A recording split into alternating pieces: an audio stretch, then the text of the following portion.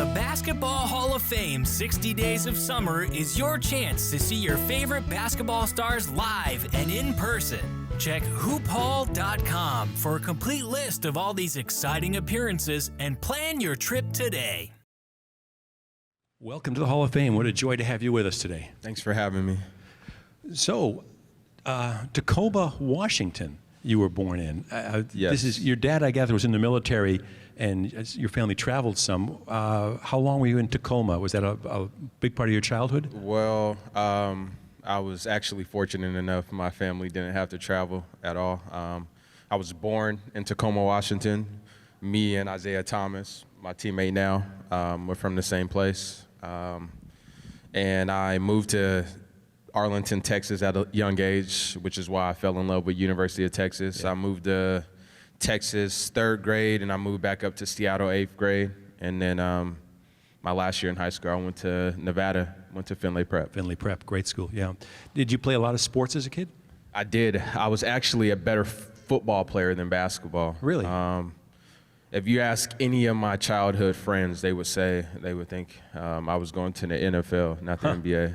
It's funny. Did you play baseball as well? I was curious. I didn't play baseball, but I played soccer and I played football. That's great. And when did you start to realize that basketball was something that you loved? There's a point that you started to say, man, I love this game too. If football was your first love, when did basketball start to take over? You want to know something? When I moved from Texas back up to Seattle, they didn't have they only had Boys and Girls Club football. And I really didn't know anyone in the area. And I told my mom, like, they had a tackle league and flag football. And I told her, you know, I'm not playing flag football and I don't know anybody. So from that day on, she said, you need to pick a sport. You either want to play basketball or you want to play football. And that day I decided basketball is a sport for me. I'm just going to stick with it. I never play football again. That's fascinating. The basketball, obviously, I mean, you didn't just become a good high school player. You became a great high school player. As I mentioned earlier, you became #1 ranked high school player in the United States. Boston's not a big high school market, so I'm not sure the folks know that. The McDonald's championships and the Parade magazine, high school national player of the year, all that was you. When did you start to realize, I'm really good at this? This is something special for me. Well, you want to know something? I actually have my best friend here now. He was my childhood friend. We've been playing basketball with each other my entire life. He was ranked the #2 point guard in the nation, and I wasn't ranked at all. So him being my best friend, he almost motivated me like every single day to work on my game. And my dream was to be a McDonald's All-American in a Jordan Classic game, to be the top player in the nation. And by my 11th grade year in high school, my 10th grade year, I almost quit basketball. I was like, you know, I'm working hard. Maybe basketball just isn't for me, you know. I'm working out every single day, and the results aren't showing in the summertime during AAU basketball. My 11th grade year is when I really took off. I think in Vegas, I averaged like 35 points the entire summer. And by my senior year, all my dreams came true once I went to Findlay Prep. I got a chance to show that, you know, I was one of the best players in the country. Well, and I know you played on an AAU team. You mentioned with Isaiah and some other great players up in Washington. But when moving from Washington State down to Findlay Prep in Vegas, for those of you who don't know, Findlay Prep is one of the great high school programs in the country nationally. They often play in our Spalding Hoop Hall Classic event that we do every January. They're a great team annually. But you ended up playing the national championship game against Oak Hill, which is, again, one of the real storied high school teams. Can you talk a little about that senior year and just who with that team coming together? And you won the national championship as a high school senior. It must have been pretty exciting. Well, my senior year felt like a dream. It was like every single game for me, it was like, you know, I would go games where I would have 30 points and I wouldn't miss a shot. And it was like all my hard work was showing. I put in a lot of work to get to that point, just like I continue to do now. But at that time, like, I was like, man, I'm really, you know, getting a chance to show that I'm the best player you could argue at that time in the world. You know, when we went to the national tournament, we were just expecting to go and, play well against the Montrose and Oak Hill. And we ended up beating Montrose by 30 points. Yeah. And we ended up beating Oak Hill in the championship. So I think you could argue we were one of the best high school teams ever. Was there a particular coach at that point in your development that really made a difference for you? Yeah, Michael Peck. Yeah. Yeah, he's one of my favorite people to this day. We talk daily. He's now a college coach in San Antonio, but he's a big-time coach, and he definitely helped me, my high school teammates. I mean, it helped that we had a lot of good players. Our center was Tristan Thompson, who plays for Cleveland Cavaliers, and my point guard was Corey Joseph for Toronto Raptors. So that helps, too, having 3 NBA players. But, I mean, our team was really good. Yeah, absolutely. Well, you mentioned falling in love with UT when you were in Arlington as a young guy. You were heavily recruited, obviously. Was that the real key that pulled you down to Austin? Well, you want to know something? Since I was a young kid, I always told everybody I was going to University of Texas. And some of my friends, would laugh at me. I remember one game my 9th grade year. It was AAU basketball, and I saw the Texas coach, and I was like, all right, let's stop him and just ask him if he can come to the game. And he ended up being on the coaching staff once I got there. And we asked him if he could come to the game. He gave my AAU coach a card and said, yeah, I'll come to the game. He never came to a game. So they could have lost me. Once I became the #1 player in the nation, could have went to any school. Sure. I could have kept that in my head, which I did, but I was like, man, this is my dream school. But when I picked University of Texas, I didn't even know who the head coach was. Wow. I just knew from when I was a kid I wanted to go to University of Texas. And I think to this day, being at University of Texas is the first time ever. University of Texas was 19-0, I believe, and first time we were ever #1 in the nation, and the best recruiting class in Texas history. You made, after that 1 year at Texas, though, you made this huge life decision to enter the NBA draft. And I've often thought about that. I mean, you blessedly went in the first round, came to our beloved Boston Celtics and all like that. But you were 19 years old, and you're joining a team that, let's face it, had some pretty strong personalities on that particular team with KG and Paul and Ray Allen and Rondo and all like that. What was that like for a 19-year-old young man? How did you first have the courage and to join that group at that point in your life? I was really scared, man. I would come into the locker room and I wouldn't speak. Ray Allen played for Seattle Sonics when I was in 7th grade. Yeah. Yeah. Like, I watched Ray Allen growing up. I was a kid. Shaq got drafted in what year? 1992. 92. I was born in 90. So, you know what I mean? Like, I walked in the locker room and I wouldn't talk for weeks. Like, I was just like quiet. Like, they wouldn't know I was there. I was like their little brother that, that they would pick on every single day. And, in practice, I was so nervous, I would never want to get in. So when Doc would go over the plays, I would always make sure Delonte West got in. I would be like, man, I'm not getting in. So one day we had practice, and Doc said, all right, the second unit get in. And Rondo rolled me the ball, like, no, you're getting in. And I got out there, and I messed the play up, and KG cussed me out. Every single day he saw me, he would cuss at me. Hard to imagine. Yeah. And all the things that I went through my rookie year kind of made me who I am today. I had a broken ankle, so I was a mix of me being nervous. I wasn't confident in my ankle. I wasn't confident in my game. There would be times I would, go home after practice like, man, I shouldn't even be in the NBA. Like, I'm not ready. I went to the D-League, and I came back, and my KG said, I feel like you're a different person. Our first practice we had, I dunked on Kendrick Perkins, and Doc ended practice. And the next day I dunked on Shaq, and Doc ended practice again.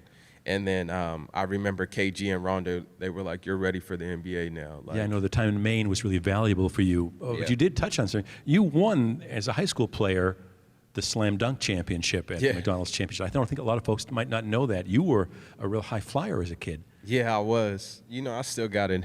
Absolutely. I got it in me every now and then. But yeah, that was my dream. I think LeBron James won the McDonald's All-American dunk contest. It was my dream to be able to be in an event like that and, being able to have a chance and actually win. Like, that's history. Every single time they show that on TV, they're going to show Avery Bradley. Yeah. I don't know if I would have dunked on Perk, though. I'm not sure about that. But it's another story altogether. But you joined this iconic team, one of the great teams in all of basketball history. And then you actually went through this huge time of transition with the Celtics. Kelly Olynyk was here a couple of weeks ago, and we were realizing that when he was drafted in 2013, you and he are the only guys left from that team, that the whole rest of the team turned over. And what was it like for you, again, a very young man, with KG and Paul and Ray and Perk and even then finally Rajon moving on to another team? That must have been just a huge time of transition for you and pressure on you to hold everything together. Yeah, when they left, I was hurt. Those guys are my brothers, that entire team, especially for my second year in the NBA. Our entire team, like, those were my brothers. Like, I considered that my family. I was 18 when I got drafted and 19 by the time I got there. I was a kid. So I learned everything from those guys. I was with them every single day. We did everything together. So for our whole team to, once Ray left, I was hurt by that. He was someone that I looked up to. And then when KG and those guys left, when Kendrick left, I mean, they were crying. Like, we were crying. We were hurt that he was leaving. And it was the same feeling once those guys left. I felt like I was losing my brothers, but they also instilled, the hard work in me and being a professional on and off the court. And, I remembered that. And I was like, man, it's my turn to help, the younger guys that are coming in now, to do the same things for them. The things that KG did for me, a lot. I mean, like I said, those guys are my brothers. KG doesn't talk to many people. No. And he's not very nice. But I remember this year, I'm telling all my teammates, like, man, I don't know if we're playing Minnesota. And I'm like, I don't think KG's going to give me a jersey, man. And my teammates like, man, what? Like, he doesn't talk to nobody but you. Like, he's going to give you a jersey. And I asked one of the ball boys, and he's like, man, he just turned down Jeff Green. Like, he said he's not giving anybody. And I asked him, and KG wrote me a letter like, I love you, this jersey, keep working hard. He wrote me a letter, and now I have the jersey up in my house. He signed it for me and everything. If it makes you feel better, when I first met him at Minnesota during an event out there, he cussed at me too. Yeah, he's not very nice. He was very nice. He was funny, actually. We were all laughing. It was very funny. So this time of transition, the team starts to become a very different team, obviously. You go from great Doc Rivers to Brad Stevens, again, two remarkable coaches. What was that like, that transition from Doc to Brad? It was very different for me. Brad's a little more laid back, and it's almost like we're learning together. And Doc obviously knew a lot about the game, and he's very, like, dominant. Like, he's like, he's there. He's in the room. Brad is more like fits in with all of us. It's like not to say we weren't a family when Doc was there, but Brad is like, it's almost like a college atmosphere. When Doc was there, it was like, in a way, like he was the dad and we were like all the brothers. Sure. You know what I mean? And it was different. Rondo being there definitely helped. When he was first there, he was able to help everybody. Because at the time, I think it was only me, him, and Kelly Olynyk left, and Jared Sellinger. Right. And it was hard at times, especially because we weren't winning games. It was tough, but I also could see how hungry Brad was to learning and how open he was to learning from us and how open all the players were open to wanting to get better, to improve. And I knew that we would become the team that we wanted to be if everyone stuck with it and continued to work hard and follow Brad, and that's what we did, and now we're here today. I mean, Rajon was obviously a very unusual player, a kind of a unique talent, great talent. Yeah. Can you talk a little bit about what it's like to play with a guy on that kind of skill level, or what he was like as a teammate? Well, even to this day, like, if if I'm going to play pickup in a gym and there's people in there, I'm picking him first because I know that we have the same mentality. Like, we're gonna fight to the end. Like, that's how hard he plays. We joke around with each other and we call each other dogs because I'm rolling with my dog all day because I know when we step on the court, he's gonna have my back. He's gonna play hard for me. And that was our mentality as a team. When KG and those guys were there, we were like, we have each other's back. Once we cross these lines, like no matter what problems we have off the court, once we cross these lines, we're together. We're playing hard for each other, and that's how me and Rajon were. And so I really enjoyed playing with him because Rajon plays hard. He loves to compete. Yeah, and so step by step, though, this new team started to be developed. With Jay coming on board, and Jonas, and Ray, and Marcus, and piece by piece, this new nucleus of this very young team coming together really built itself around defense, which you excelled at. I mean, you are a great shooter. You become a really outstanding NBA three-point shooter. But the defense of this team is special. Did you commit yourself to that early on? Was that something that Doc and Brad brought to you, or you always had that kind of defensive intensity? Well, I think I still hold the D-League record for steals. Yeah. I had 10 in one game. It's just a God gift that I've been given since I was a kid. I would play with my brothers, and my brothers are 7 and 8 years older than me, and they never wanted me to play. And I always thought it was because I was too small, but it was because I would steal the ball from everybody. And so it's just a gift that I've been given from God. And when I came on the Celtics, I knew that my defense would get me on the floor, especially playing for a coach like Doc. I knew he didn't need me to score. Like, he had Paul Pierce. Like, I needed to go out there and play defense, compete every single play. And me, personally, I feel like I changed the game again. Yeah. For a couple years, I picked people up the entire game full court. And that was like old school basketball to me. There was no player in the NBA doing that but me. And I think my second year, I might have ripped every point guard in the NBA. Yeah. It was remarkable because you actually made some of the best point guards in the game change their dribble. My sons and I used to always talk about that you would actually make great NBA point guards say, I have to change what I do every game because I'm playing against this kid.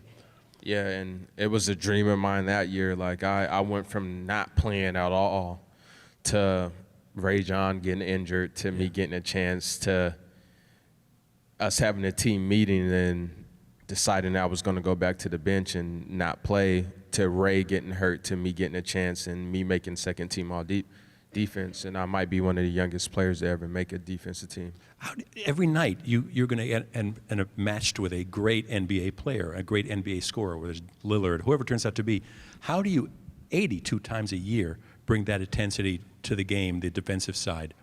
I love it. I love the challenge. I love going up against the best players. I don't care who it is. I don't care. Getting embarrassed, I don't care. You know what I mean? Kyrie Irving, none of those guys scare me. I know some of the players in the NBA, they probably get butterflies before the game. Not me. I'm licking my lips like I'm excited. Like, they better bring their A game today. That's how I'm thinking. There you go. And I think that comes from my teammates that I had, that confidence that I have, that I'm going to go out there and I'm going to play hard. I don't care. Like, I'm going to play rough. I'm going to, pick you up the entire game. I'm not going to back down. You can cross me. I can fall. I don't care. That's just me. That's who I am. If folks out there have a question, we're going to have time for a couple of questions from the audience. So raise your hand, and one of our staff members will come and pick you up and take you over there. So just raise your hand, and Steve will come get you. So we'll start that process very soon here. The team has continued to evolve. Obviously, you've become a playoff team the last couple of years, and you have this new teammate, Al Horford, joining the group. Any thoughts on his role and what he can bring to the new Celtics? Well, first, I know the entire organization is happy to have him, be a part of the Celtics. And I believe he's a very good player, and I know he's going to help our team out a lot. From what I see, outside looking in when he's with Atlanta, seems like a very professional guy on and off the court, and a great teammate. And I'm happy that he's part of our team, and he's definitely going to help us. And He's going to make shots, our Oh, yeah. defense. He's going to make our team a lot better. I mean, you think about you and Marcus and Jay and Horford on the court at the same time. Becomes a pretty intensive defensive presence that the Celtics are going to bring this year. Yeah, we could have a top 1 to 3 defense in the NBA. Absolutely. Could I have the first? Is there a question over there? Someone coming over? Come on over and tell me your name, please, and your question for Mr. Bradley.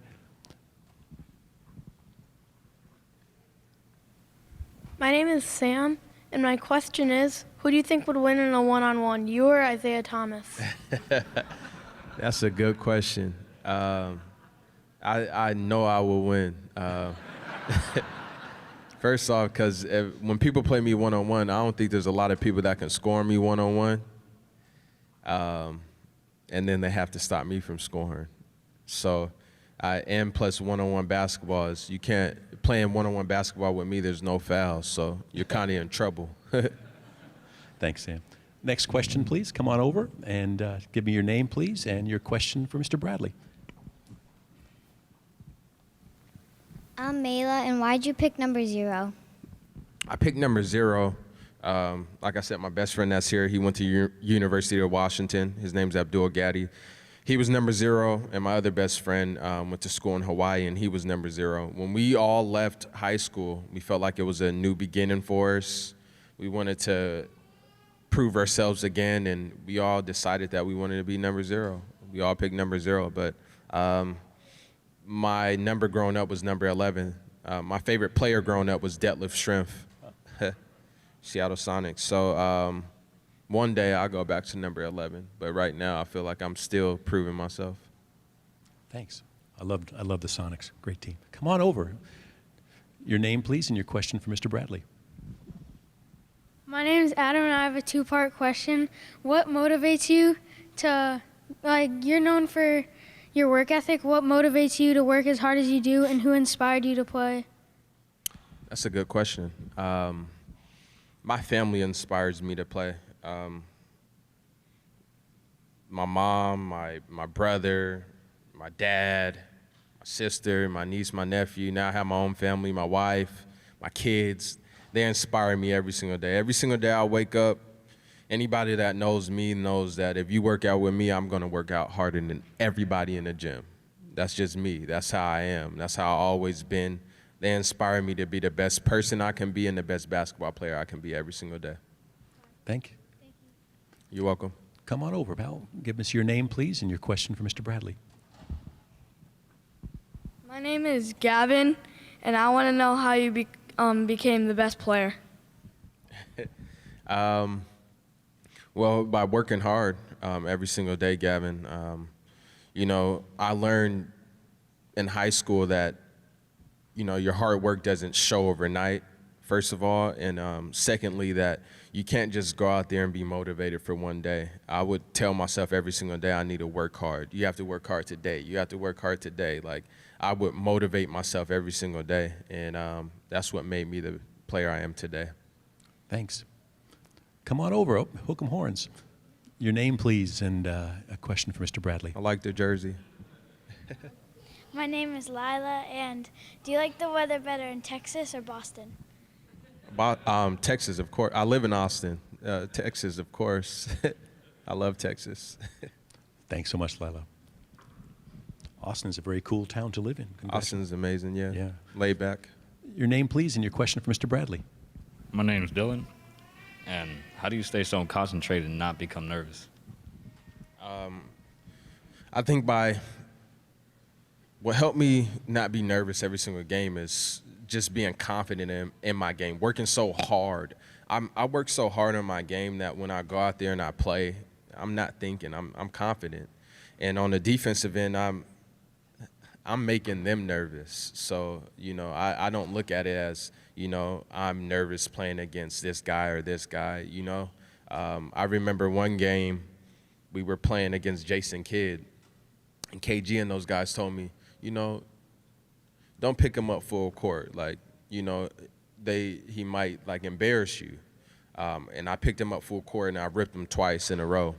And their coach called a timeout, and he started cussing me out, like, you don't ever pick me up like that, you young boy. And and so I'm like, man, what did I do?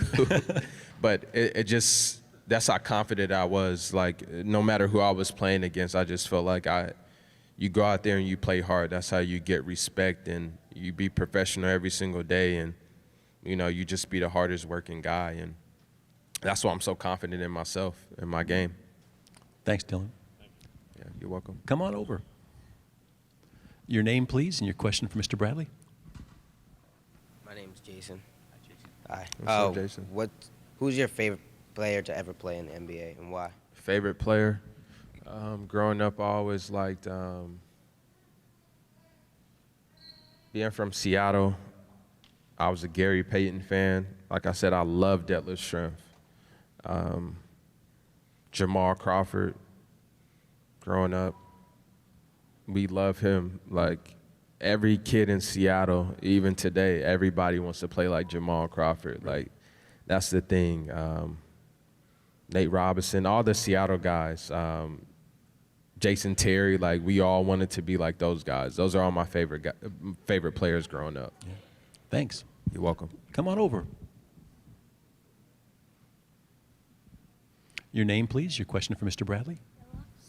Who's your favorite Hall of Famer, Avery Bradley? That's a good question. Favorite Hall of Famer. A lot of great Celtics. I was just talking about it upstairs. Yeah. That's a good one. He just was inducted in Allen Iverson. I loved Allen in 2 weeks. Iverson. Yeah. Oh my gosh, I loved Allen Iverson growing up. He's my favorite player, and I'm happy that he's able to be up here because he definitely deserves it. Yeah, in just about 2 weeks, Mr. Iverson's going in. Yeah, great question. Thanks. Come on over, sir. Your name, please, and your question for Mr. Bradley. Hey, I'm Will Robbins, huge fan. So you were talking a lot about like full court defense and stuff.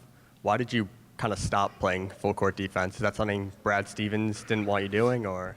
Yeah, well, with my role on the team that I was on, it was something that I needed. That was my talent that I needed to bring to the team. Now, you know, I can't get in foul trouble. I have to play both ends of the floor. I need to save energy for the offensive end. You know, I have more of a load now. But I can. You know, some nights I do it, just depending on who. Like, I think last year I did it against Damian Lillard at home. It just depends on if I have a point to prove, or if I have some energy saved up that or, you know, if we don't have any team fouls, I'm like, man, I'm picking up full court. They don't really like it, but that's me. Thanks. Okay.